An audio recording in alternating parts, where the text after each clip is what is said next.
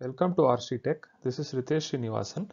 In this video, I will demonstrate how we can do custom named entity recognition with the spaCy library in Python. I am specifically training a spaCy named entity recognition model to detect disease entities from clinical text. If you are interested in such content and are new here, please subscribe to the channel. Let's get started. Let us look at what is named entity recognition. Named entity recognition is a subtask of information extraction in natural language processing. It deals with finding and classifying named entities mentioned in unstructured text. These entities are classified into predefined categories such as person names, organizations, locations, medical codes, time expressions, percentages, monetary values, etc. So if you look at the text below on which we have done named entity recognition, you will see that Google has been classified as an organization. The words Larry Page is classified as a person. Similarly, September 1998 is classified as a date.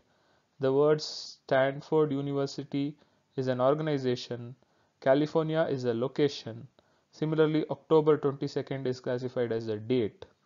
So the task of identifying these named entities from unstructured text of this form is known as named entity recognition.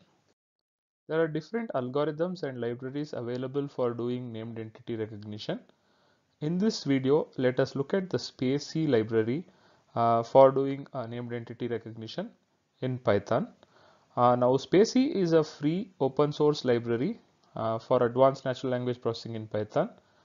spaCy is designed specifically for production use, so it can handle large volumes of text.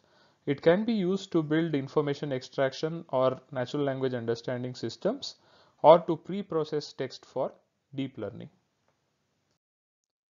Let us now look at custom named entity recognition. Specifically, I would like to identify disease entities present in medical or clinical text. If you look at the text here, words like postural hypotension, Parkinson's disease and orthostatic hypotension are disease entities. Such entities are not captured by the standard named entity recognition tools, so we have to train our custom named entity recognition model to detect disease entities. Let us look at how we can create a custom named entity recognition model with spaCy. So spaCy provides two methods for us to do custom named entity recognition. One is that we train the spaCy convolution neural network model from beginning with our data, or the second option is that we can perform transfer learning by loading an existing model from spaCy and then training it on the new entities and on the new training data. So in this example, I'll be creating a clinical named entity recognition model which can recognize disease names from clinical text.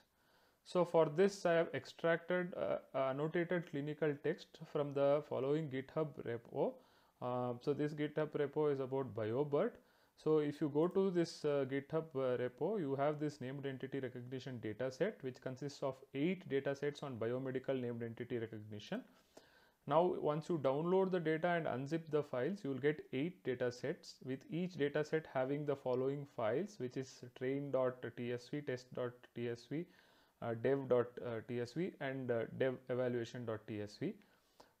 These are tab separated files, and in these tab separated files each word is present in a line and each word is annotated using the bio format. So the bio format is nothing but the B stands for begin of entity, I stands for inside entity and O stands for outside entity or any other word. So a few lines from train.tsv in this particular BC5CDR disease data set looks like this. So if you look over here, you have the words and you have the annotation of the entity type. So if you look at the word postural, it says begin of the disease entity, hypotension as inside entity.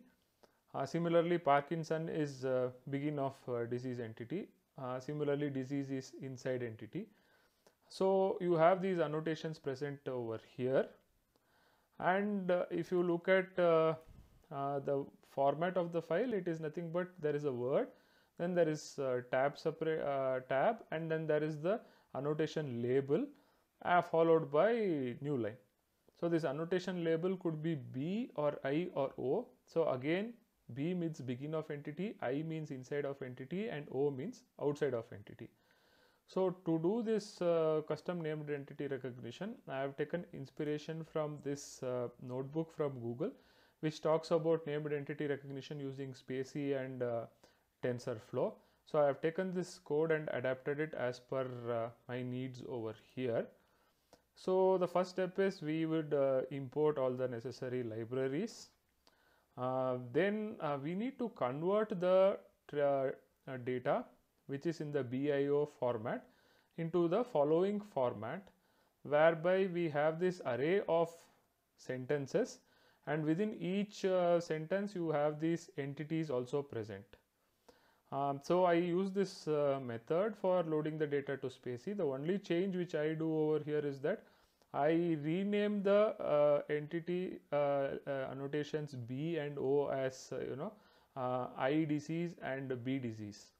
So I create new annotations for the dataset, whereby I replace the begin of a disease with B underscore disease and the inside disease as I as I underscore disease. So this is the conversion I do over here, and once we run this on this method on our trained data, so we get the following output. So let us look at the output. So if you see over here, so the trained data, all sentences are converted into this array format. So what you see over here is that every sentence is present, and then followed by the sentence and entities are present. So for example, in this case, postural becomes B disease, hypotension becomes I disease, right? So now this becomes one sentence in the data set, right? So the next sentence is over here, which is also annotated in a similar format. So basically you have the sentence text and you have the entities belonging in the sentence over here, right? So this is how the conversion is done, and this training format is actually accepted by the spaCy for spaCy package for training the named entity recognition models. Now let us look at how many sentences with entities are present in our training data set. So in our training data set, there is close to 2658 sentences which have entities. I have dropped the sentences where entities are not present. Similarly, in the test set you have close to 2842 entities, and in the validation or development set you have close to 5385 entities. How do we evaluate our custom named entity recognition model trained with spaCy? So for that we need to define certain metrics, and we need to define a evaluation method, and this evaluation method would apply to a particular data set, which could be the trained data or the test data or the validation data. So basically you run the trained model on a data set, and this data set should also have ground truth data, in the sense that in this data what are all the disease entities. The metrics which we will use are precision recall and F1 score. Now let us look at, in the context of prediction, what is a true positive. So in the context of named entity model prediction over here, a true positive is nothing but a word which is predicted by the model as either I disease or B disease entity type, and it is also present in the data as either I disease or B disease. So basically the true positive is nothing but the word predicted should match the ground truth data. A false positive is nothing but a word is predicted as either I disease or B disease, but it is not present in the data, in the ground truth data. So it is actually a mismatch. And a false negative is nothing but a word which is present in the data as IDCs or BDCs. So basically the entity type is present in the ground truth but is not predicted by our model as belonging to that particular entity type. So these are the definitions for true positive, false positive and false negative. With this we can compute the matrix precision as true positive divided by true positive plus false positive, or this measure gives us an idea about in the predicted entities how many were really disease entities in the ground truth, right? Then you have the measure recall, which is nothing but true positives divided by true positives plus false negative. So basically this talks about in the ground truth how many entities were correctly predicted by our algorithm or the model, right? Then you have the F1 score, which is nothing but the harmonic mean of the precision and recall, which is 2 star precision, 2 into precision into recall divided by precision plus recall. So we use these metrics to actually evaluate how our model, our custom named entity recognition model is performing on detecting our disease entity. So I have defined methods over here to compute the precision, recall and F1 measure, and here is the evaluation method. So to the evaluation method we pass the model for named entity recognition, we also pass the data set. So what is done over here is that first prediction happens on the data set, then using the model, named entity recognition model, then the metrics are computed over here. Now let us train a custom named entity recognition model in spaCy for detecting disease entities. So to train a spaCy model, we require training data and the labels which are entities which we need to identify in this training data. So we use the existing model NCore WebMD, which is an English medium sized model. So this is a CNN model. The model by default has a part of speech tagger, a dependency parser and named entity recognition functionalities. We will only retrain the named entity recognition part of the model. The retraining or training of this named entity recognition is similar to training any machine learning algorithm, whereby we pass training data to the CNN model and the CNN model then updates the weights based on the ground truth data. So here we use dropout, which is nothing but a regularization technique to reduce overfitting in neural networks by preventing complex co-adaptations on training data. So the term dropout refers to randomly dropping out or omitting units, basically your hidden or visible neural or neurons during the training process of a neural network. So in our case we have dropout is equal to 0.5. So there is a 50% dropping out or omitting units during the training process of our model. So in the train method we pass the train data, we pass the labels. So labels are our entities over here, which is either I underscore disease or B underscore disease. Then we pass the number of iterations. We have the dropout value over here. So what we do is that we also capture the validation F1 scores and test F1 scores. So we declare variables for that. We load the model over here, the pre-existing model, which is the medium sized English model. Then what we do is that we get the named entity recognition module from this model using this code statement. We add the labels which we want to identify, basically I underscore disease and B underscore disease, into this module. What we do is that we don't want to train any other pipelines. We only need to train the named entity recognition. For example, we don't want to train dependency parser, we don't want to train part of speech tagger. So what we do is that we get the other pipes and then we disable the other pipes. We don't train them, we only train the named entity recognizer. So we start the training processor by defining optimizer is equal to nlp.begin training. So what we do is that for the number of iterations, for every iteration we shuffle randomly the trained data, then we create a dictionary to store the losses. then what we do is that we create mini batches, and for each of these mini batches we get the text as well as the annotations, and then we pass this text and annotations to the update functions of the model. So what does this update function do? So basically it trains the CNN model on the data which we are providing over here, basically the training data, to detect the custom named entities, which are nothing but the annotations. Okay, so let us look at the NLP update method over here. So the NLP update method updates the models in the pipeline. So it basically takes as input the docs, which is nothing but the batch or document. Then it takes the gold, which is nothing but the annotations or the ground truth annotations. Then it takes the dropout rate. Then it takes the optimizer to perform the optimization of the CNN network in the learning process.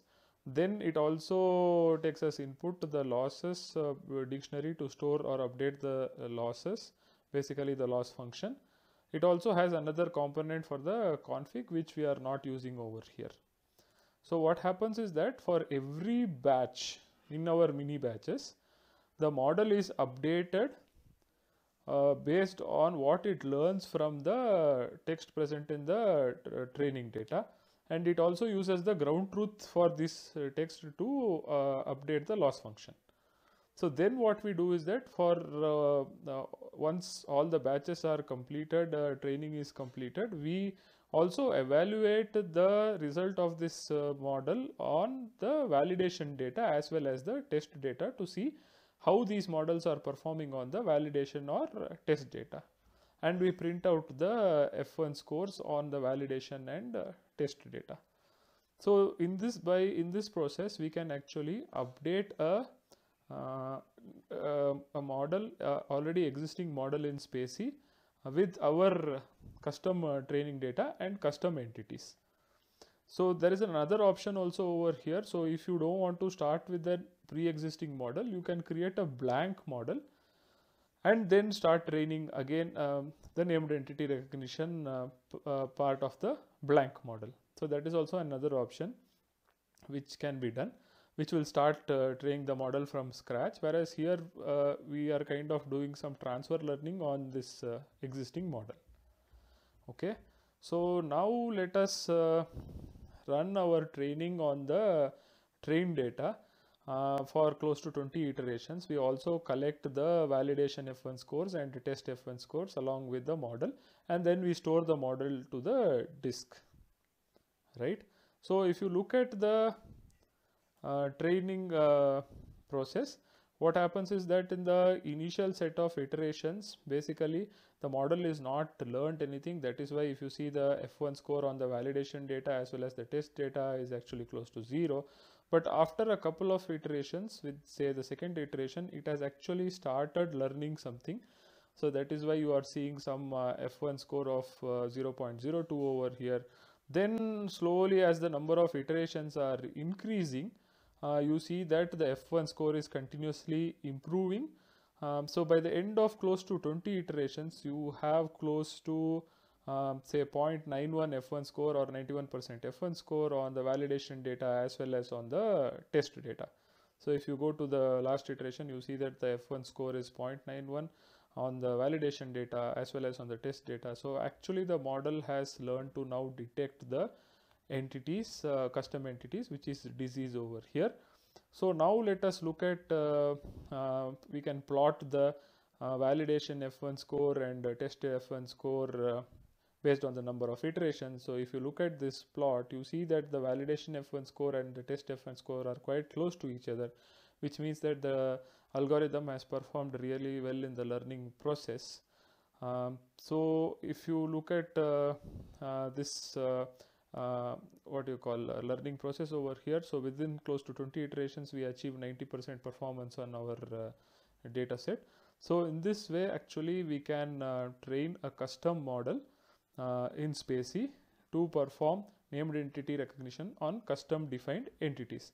Now let us look at some test data to see how what kind of named entity recognition our model has performed. For that we have to actually load the model. So this is the method to load the model from the disk where we have saved the model. Then what we do is that we load the model over here, then on the test sentence we perform the prediction for each of this sentence over here. So we call named entity recognition using our model on each of the sentence in our test sentence. Let us look at the results of our custom named entity recognition model on the test data. So if you see over here in this sentence, the disease has been currently identified. For example, cancer has been identified as disease. Similarly, encephalopathy has been identified as disease.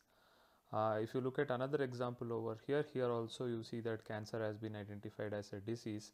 Similarly, hyperammonemic encephalopathy is also identified as a disease. Now let us look at some more examples. So here you see that decompensated liver disease has been correctly identified as disease entities. The words decompensated liver and disease. Now if you look at some other examples, so here you have this bacterial infection, you have dehydration, you have azotemia.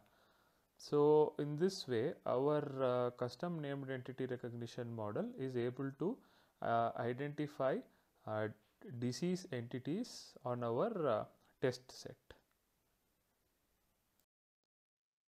In summary, we have been able to train our custom named entity recognition model specifically for identifying disease entities using spaCy.